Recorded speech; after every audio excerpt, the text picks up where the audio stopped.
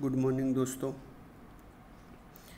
कक्षा 11 के नामक के मूलतत्व विषय के वर्गों में आप सभी का स्वागत है। दोस्तों, आज हम चैप्टर नंबर 4 रोजनामचा अंतर्गत समग्र लक्ष्य उदाहरण के बारे में पढ़ाई करने वाले हैं। माने समग्र लक्ष्य व्यवहारों की रोजनामचा कौन सी होगी, उस संदर्भ में आज हम पढ़ाई करेंगे। दोस्तों, आगे की वीडियो में हमने अलग अलग प्रकार के व्यवहारों की किस प्रकार रोजनामचा लिखी जाती है उस संदर्भ में पढ़ाई की थी। आज ये सभी प्रकार के व्यवहारों की रोजनामचा किस प्रकार होगी उस संदर्भ में उदाहरण नंबर 11 की पढ़ाई करेंगे। दोस्तों, उदाहरण नंबर 11 में हमें बताया गया है कि श्री ओमकार ट्रेडर्स के नाम से प्रारंभ किए धंधा के निम्नलिखित व्यवहारों को उसके रोजनामचा में लिखो। माने हमें ओमकार ट्रेडर्स की रोजनामचा तैयार करनी है। इसके लिए हमें सन 2014 के अक्टूबर माह के अलग अलग तारीख के 17 व्यवहार दिए गए हैं। उन 17 व्यवहार के आधार पर हमें रोजनामचा तैयार करनी है। तो दोस्तों एक एक व्यवहार पढ़ते जाएंगे और उसकी रोजनामचा देखते जाएंगे। तो इसके लिए आपको दोस्तों आपकी किताब साथ में रखनी है, जिससे रकम देखी जा सके। तो आपको रकम साथ में देखते जाना है। जिन विद्यार्थियों ने अपनी किताब साथ में नहीं रखी है वो किताब साथ में ले लेंगे। तो दोस्तों, ओमकार ट्रेडर्स की रोजनामचा लिखनी है तो हमारा शीर्षक बनेगा श्री ओमकार ट्रेडर्स की बही में रोजनामचा। अब रोजनामचा के खाने किस प्रकार बनाने हैं उसकी बात आके हमने की थी। तो उसके लिए आपको 5 कॉलम बनानी होगी। तारीख, विवरण, खाता बही पृष्ठ नंबर, उधार रकम और जमा रकम। सन 2014 अक्टूबर माह पहली तारीख। तो पहली तारीख का व्यवहार दोस्तों देखें तो व्यवहार है 40,000 रोकड़, 10,000 का फर्नीचर, 8,000 का माल स्टॉक और 20,000 की प्रज्ञा की 8% की लोन लेकर धंधा प्रारंभ किया। दोस्तों, यहाँ धंधे में 40,000 की रोकड़ और प्रज्ञा की 5 से 20,000 की जो लोन ली है वो 20,000 की रोकड़ भी धंधे में आएगी। माने टोटल 60,000 रोकड़ धंधे में आएगी। इसलिए रोकड़ खाता 60,000 से उधार होगा।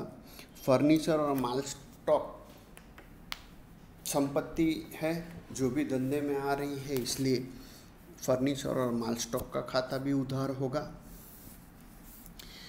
यहाँ प्रज्ञा लोन देने वाली है, इसलिए व्यक्ति लाभ देने वाली हुई, इसलिए प्रज्ञा की लोन का खाता नियम के आधार पर जमा किया जाएगा। और मालिक रोकड़, फर्नीचर और माल स्टॉक लाने वाला है, इसलिए मालिक का पूंजी खाता जमा किया जाएगा। तो रोजनामचा होगी रोकड़ खाता उधार 60,000, फर्नीचर खाता उधार 10,000, माल स्टॉक खाता उधार 8,000, वो प्रज्ञा की लोन खाते का 20,000, वो पूंजी खाते का 58,000। दोस्तों, विवरण लिखा जाएगा 40,000 रोकड़, 10,000 फर्नीचर, 8,000 का माल स्टॉक और 20,000 8% की प्रज्ञा से लोन लेकर धंधा शुरू किया। दोस्तों, यहाँ 8% की जो लोन है वो 8% माने सालाना ब्याज 100 रुपये की लोन ली है अगर, तो सालाना ब्याज 8 रुपये होगा। इसका मतलब ये होगा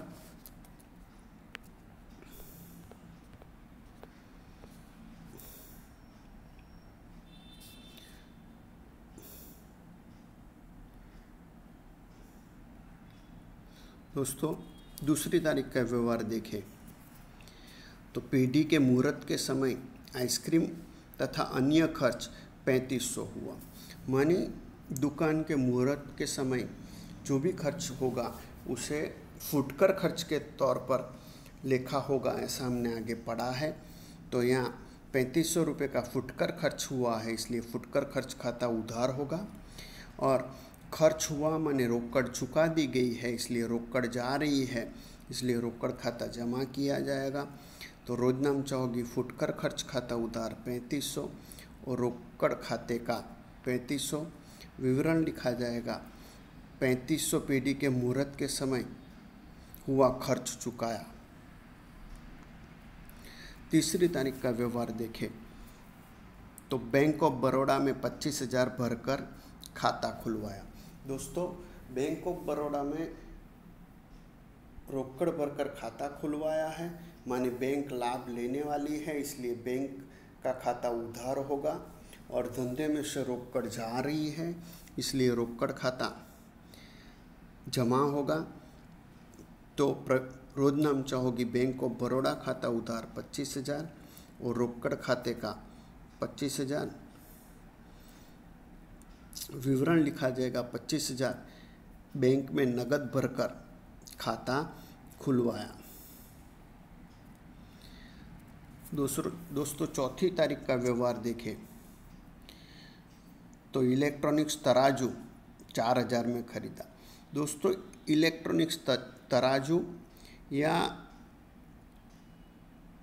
फुटकर औजार धंधे में जो उपयोग में आते हैं उन्हें डेड स्टॉक के तौर पर पहचाना जाएगा, इसलिए यहाँ धंधे में जो तराजू खरीदा गया है वो डेड स्टॉक खाते उसकी प्रविष्टि होगी। तो धंधे में वजन काटा आ रहा है, इसलिए डेड स्टॉक खाता उधार होगा। और रोकड़ जा रही है, इसलिए रोकड़ खाता जमा किया जाएगा। तो रोजनामचा होगी डेड स्टॉक खाता उधार 4,000 और रोकड़ खाते का 4,000। विवरण होगा 4,000 का इलेक्ट्रॉनिक्स तराजू खरीदा।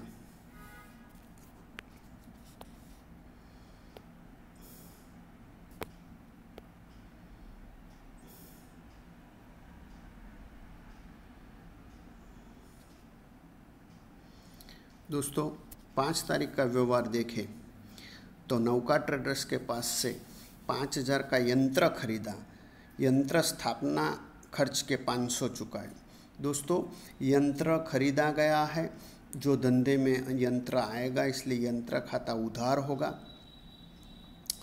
और ये यंत्र देने वाला माने लाभ देने वाला नौका ट्रेडर्स है, इसलिए नौका ट्रेडर्स का खाता जमा किया जाएगा। दोस्तों, लेकिन जो यंत्र खरीदा है उसे निश्चित जगह पर रखने का जो खर्च हो रहा है उसे स्थापना खर्च कहा जाएगा। जो रोकड़ में चुकाया है, क्योंकि यहाँ चुकाया ऐसा लिखा है, इसलिए वो 500 रुपये चुका दिए गए हैं, इसलिए रोकड़ खाता 500 से जमा होगा। और दोस्तों, यंत्र संपत्ति है और संपत्ति के लिए संपत्ति खरीदते वक्त संपत्ति की कीमत के अलावा जो भी खर्च होगा उसे संपत्ति का हिस्सा मानकर वो कीमत संपत्ति में जोड़ी जाएगी, इसलिए यहाँ टोटल यंत्र खाते 5500 उधार होंगे। तो हमारी रोजनामचा होगी यंत्र खाता उधार 5500 और नौका ट्रेडर्स खाते का 5,000 और रोकड़ खाते का 500। विवरण लिखा जाएगा 5,000 का साख पर यंत्र खरीदा और स्थापना खर्च 500 चुकाया। दोस्तों, 8 तारीख का व्यवहार देखें तो शिवम ट्रेडर्स ने 10,000 का माल 10% व्यापारी बट्टा से खरीदा। लारी भाड़ा के 50 नगद चुकाए। दोस्तों, शिवम ट्रेडर्स में से 10,000 का माल खरीदा गया है और 10% व्यापारी बट्टा है। तो 10,000 का 10% व्यापारी बट्टा गिने तो 1,000 व्यापारी बट्टा होगा। जो माल की कीमत 10,000 में से घटाने पर खरीदारी 9,000 की होगी।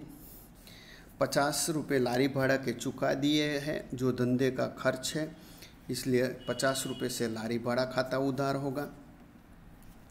शिवम ट्रेडर्स लाभ देने वाला है, इसलिए शिवम ट्रेडर्स का खाता जमा होगा और धंधे से रोकड़ जा रही है, इसलिए रोकड़ का खाता भी जमा होगा। तो हमारी रोजनामचा होगी खरीद खाता उधार 9,000, लारी भाड़ा खाता उधार 50, वो शिवम ट्रेडर्स खाते का 9,000, वो रोकड़ खाते का 50। विवरण होगा 10,000 का माल 10% व्यापारी बट्टा से खरीदा और 50 लारी भाड़ा नगद चुकाया।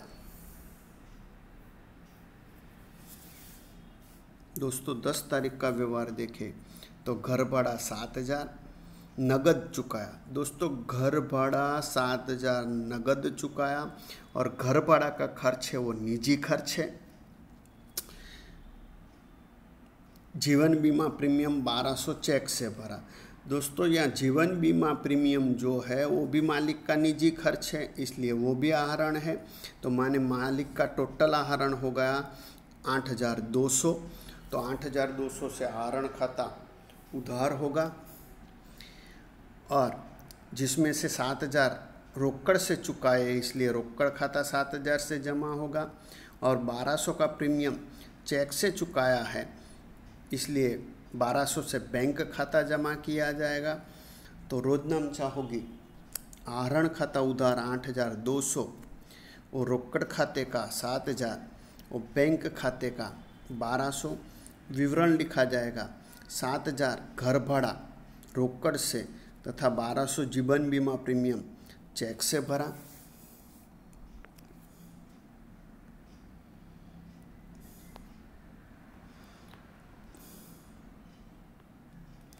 दोस्तों 12 तारीख का व्यवहार देखें तो 12 तारीख के व्यवहार में हमें बताया गया है कि आकाश ट्रेडर्स को 5,000 का माल 10% व्यापारी बट्टा और यदि 10 दिन में रकम चुकाए तो 10% रोकड़ बट्टा की शर्त से बेचा। दोस्तों आकाश ट्रेडर्स को 5,000 का माल 10% व्यापारी बट्टा से बेचा तो 5,000 का 10% 500 रुपये व्यापारी बट्टा माल की कीमत में से घटाने पर 4,500 की बिक्री होगी। तो रोजनामचा होगी आकाश ट्रेडर्स खाता उधार 4,500, वो बिक्री खाते का 4,500, क्योंकि यहाँ आकाश ट्रेडर्स लाभ लेने वाला है इसलिए उसका खाता उधार हुआ और धंधे में से बिक्री के कारण माल जा रहा है इसलिए बिक्री खाता जमा हुआ। विवरण लिखा जाएगा 5,000 का माल आकाश ट्रेडर्स को 10% व्यापारी बट्टा से बेचा है। दोस्तों यहाँ एक दूसरी बात है कि 10 दिन में रकम चुकाए तो 10% रोकड़ बट्टा की शर्त से बेचा है। अगर माने कि 12 तारीख को बिक्री हुई है और 10 दिन माने 22 तारीख तक वो रकम चुका दे तो उसे रोकड़ बट्टा देना होगा। दोस्तों 15 तारीख का व्यवहार देखें तो आकाश ट्रेडर्स ने तारीख 12 के व्यवहार की आधी रकम से चेक से चुकाई। दोस्तों 12 तारीख के व्यवहार की आधी रकम चुकाई तो माने 12 तारीख को आकाश का व्यवहार देखे तो उसके पास से 4,500 लेने थे और शर्त थी कि 10 दिन में रकम चुकाए।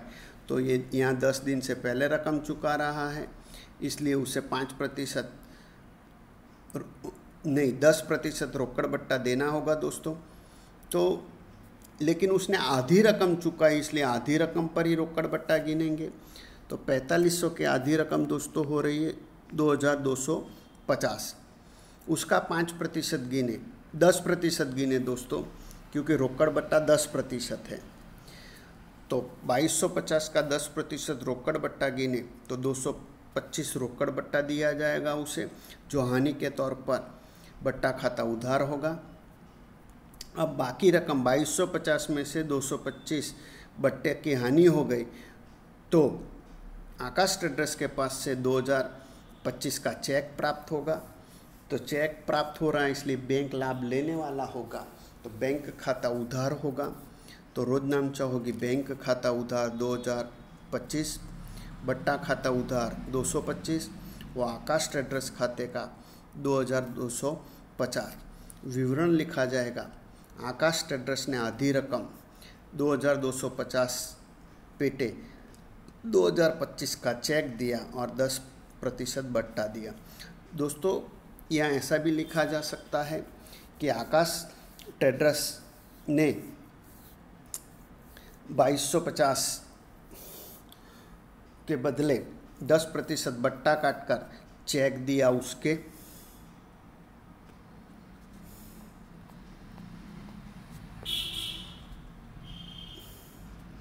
दोस्तों 18 तारीख का व्यवहार देखें तो आकाश ट्रेडर्स ने तारीख 12 के व्यवहार की आधी रकम चुकाई। तो दोस्तों ये तो 15 तारीख का व्यवहार था। 18 तारीख का व्यवहार है, आकाश ट्रेडर्स ने 700 का माल अपने को वापस किया। माने आकाश ट्रेडर्स को जो माल बिक्री किया था उसमें से उसने 700 का माल वापस किया है।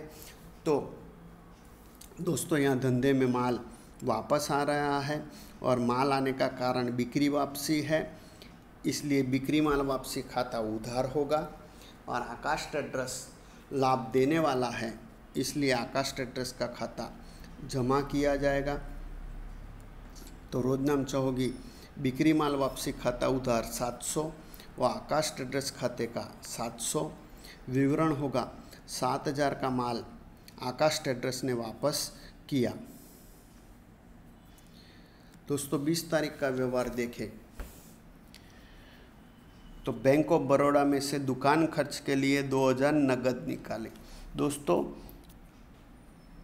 बैंक से खर्च के लिए नगद निकाले हैं, लेकिन खर्च नहीं चुकाया है, इसलिए रोकड़ ही निकाली, ऐसा अर्थ किया जाएगा। तो धंधे में रोकड़ आ रही है, इसलिए रोकड़ खाता उधार होगा और बैंक लाभ देने वाला है, इसलिए बैंक का खाता जमा होगा। तो रोजनामचा होगी रोकड़ खाता उधार 2000, वो बैंक ऑफ बड़ौदा खाते का या बैंक खाते का 2000। विवरण होगा 2000 दुकान खर्च के लिए बैंक से निकालें। आगे का व्यवहार देखें तो अमर ट्रेडर्स में से 6000 का माल 10% व्यापारी बट्टा और 5% रोकड़ बट्टा से खरीदा, आधी रकम रोकड़ से चुकाई। दोस्तों आधी रकम चुकाई गई है। तो दोस्तों 6000 का माल था, उसमें से 10% व्यापारी बट्टा माने 600 रुपये घटाने पर खरीदारी होगी 5400 की, इसलिए खरीद खाता 5400 से उधार। जिसमें से आधी रकम चुकाई, तो आधी रकम माने 2700 अमर ट्रेडर्स जो लाभ देने वाला है उसे चुकाने की बाकी रहेगी, इसलिए अमर ट्रेडर्स का खाता 2700 से जमा होगा। अब 2700 की रकम चुकाई तो उसमें से 5% रोकड़ बट्टा घटाए, तो 2700 का 5% होगा दोस्तों 135 रुपये जो प्राप्त बट्टा है। तो प्राप्त बट्टा उपज के तौर पर खाता जमा होगा। अब 2700 में से 135 रुपये बट्टा काटे तो रोकड़ चुकाई गई होगी 2565, माने रोकड़ जा रही है, इसलिए उसका खाता जमा होगा 2565 से। तो रोजनामचा होगी खरीद खाता उधार 5400, वो रोकड़ खाते का 2565, वो प्राप्त बट्टा खाते का 135, वो अमर ट्रेडर्स खाते का 2700। विवरण लिखा जाएगा 6000 का माल 10% व्यापारी बट्टा तथा 5% रोकड़ बट्टा से अमर ट्रेडर्स के पास से खरीदा, आधी रकम तुरंत चुकाई। दोस्तों आगे का व्यवहार देखें 24 तारीख का, तो 24 तारीख का व्यवहार दिया गया है कि 500 का माल महिला विकास गृह को धर्मादे में दिया। दोस्तों धर्मादे में माल दिया तो धर्मादा खर्च होगा, इसलिए खर्च का खाता उधार होता है, उस नियम के आधार पर धर्मादा खर्च का खाता उधार होगा।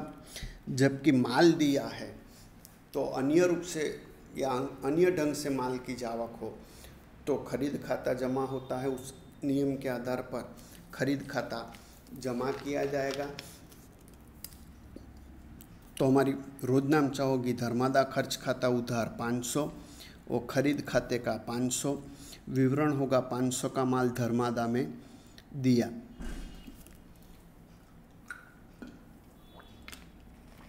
दोस्तों आगे 25 तारीख का व्यवहार देखें तो नमूना के रूप में 750 का माल मुफ्त बांटा। दोस्तों नमूना के रूप में माल मुफ्त बांटा जाए जिसका उद्देश्य विज्ञापन खर्च का होगा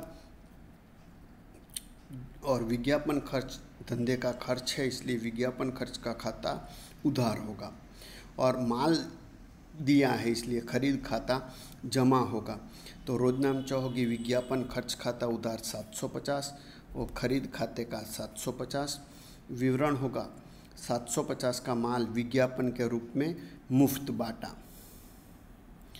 दोस्तों 26 तारीख का व्यवहार देखें